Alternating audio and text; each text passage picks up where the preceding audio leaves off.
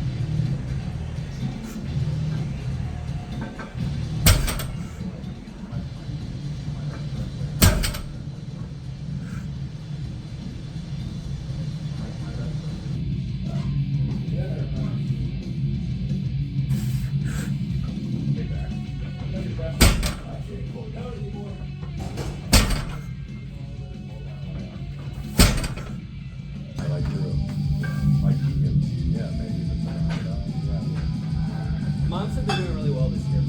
Well, I'm guessing it's like getting reached out. Yeah.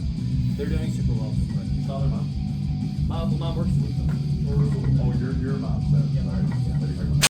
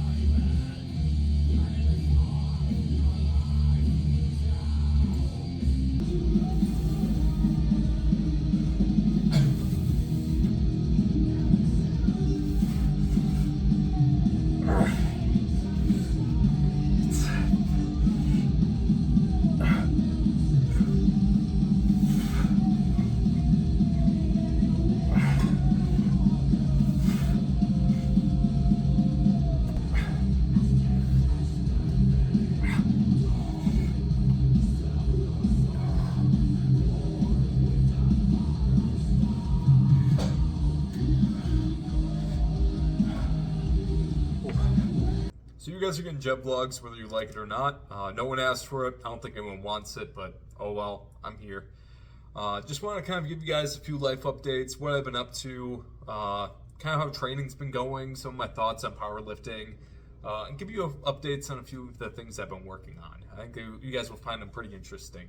But starting off, I recently moved up to Madison, Wisconsin back in August. I've been loving it up here. Great city, really enjoying it so far. On top of that, I've also switched jobs back in September to doing personal training.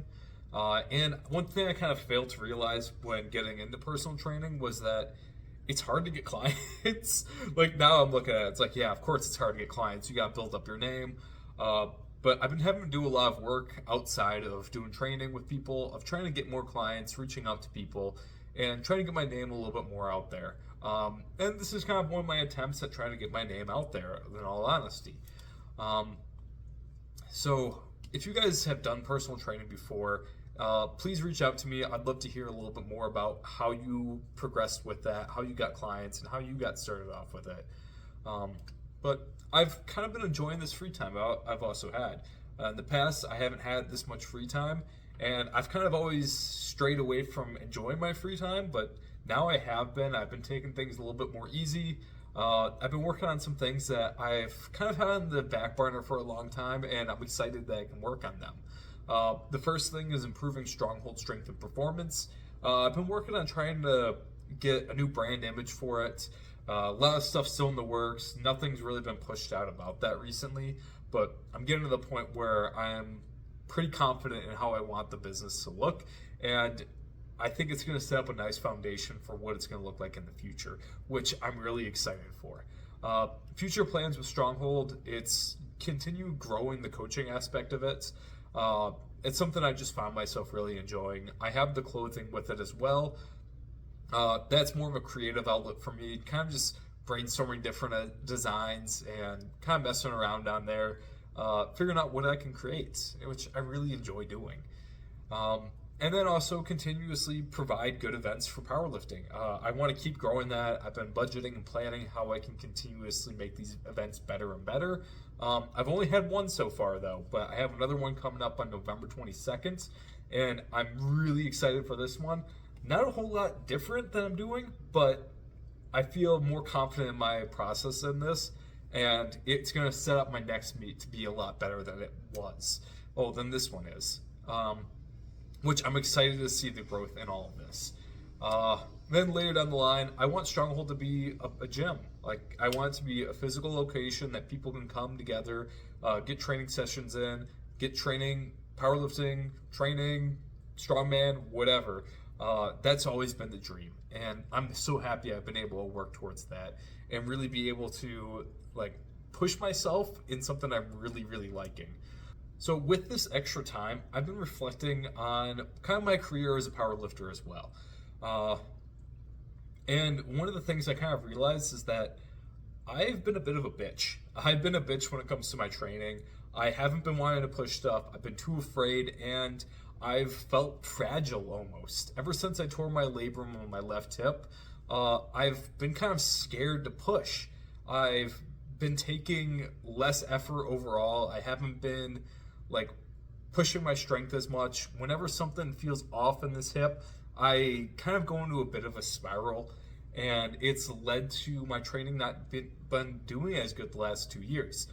Progress has stalled a bit because of that, and it's bled into my own life as well. I haven't been on top of my sleep, I haven't been on top of my nutrition, and I haven't been pushing myself on other things outside of the gym.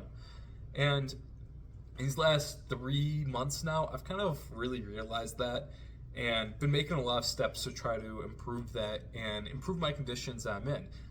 Getting better at tracking my sleep, tracking my nutrition, being more on top of my training as well. And this kind of gets into the last thing I want to talk about. With my training, I've been taking things too easy. I've been sleepwalking through my training sessions. I haven't been taking the exact RPE, and if I have been, I'm not putting my full effort into it. And when I'm talking about like putting my full effort into it, I'm kind of going through the motions. I'm not focusing on how the movements performed. I'm not focusing on where my mental state is before the set, or trying to make it the best set I possibly can. So one of the things I've really been hammering on the last few months is pushing the intensity on my accessory movements, being a lot more intentional with the movements and workouts I'm doing, and being more on top of my sleep, nutrition, and just tracking everything else outside of the gym. She's back up there. That's Shadow, if you guys don't know her. She's a lovely kitten. She's 15 years old. She's an old lady. She sits up there all day. But yeah, I've really been pushing my accessories, been more intentional with my top sets, trying to perfect the little things, making small adjustments, and been quite a bit more mature, like, which I'm proud to say. I've been more mature in my approach to powerlifting. Whenever something's feeling off or I'm feeling like bad about a session, I get a lot less dysregulated about it, and it's more like, oh man, it happens. I'm in my off season right now. I haven't been like fully pushing training. There's going to be aches and pains more. And just stuff like that. But I'm excited to finally get back to pushing, and like pushing's feeling comfortable again. I've been doing, 4-week blocks. I do RP 7, 8, 9, 10 for my accessories. And I found that just because it's simple, and then it kind of paces myself a little bit more as well to save for that last week, because I've really been enjoying that last week of training, of pushing those accessories. Now with that, I have had to make a few changes to my program with my coach of trying to front load the weeks a little bit more, so then fatigue doesn't accumulate towards the end of the week, and then by the end of week 4, I'm just feeling beat up from everything, which happened last block, but I was kind of expecting that anyways. So front loaded the weeks a little bit more, and then I'm lowering the number of accessories I'm doing overall. That's just to allow myself a little bit more recovery. Now, this also got me thinking about what's the overall culture in powerlifting right now when it comes to intensity? Now, when I'm talking about intensity, I'm talking about your effort in the gym and how hard you're actually pushing. Now, I've seen that because of RPE, people assume like, oh, I only have to put 7 out of 10 effort in. It's like, no, you still have to put 10 out of 10 effort in to an RPE 7 set. That RPE 7 is your rate of perceived exertion, not how much you're actually not how much effort you're actually putting into each set. Put 100% effort into each set. If you are feeling bad in a session, still put 100% effort in. Give 100% effort in everything you do with your training, and your training will go better.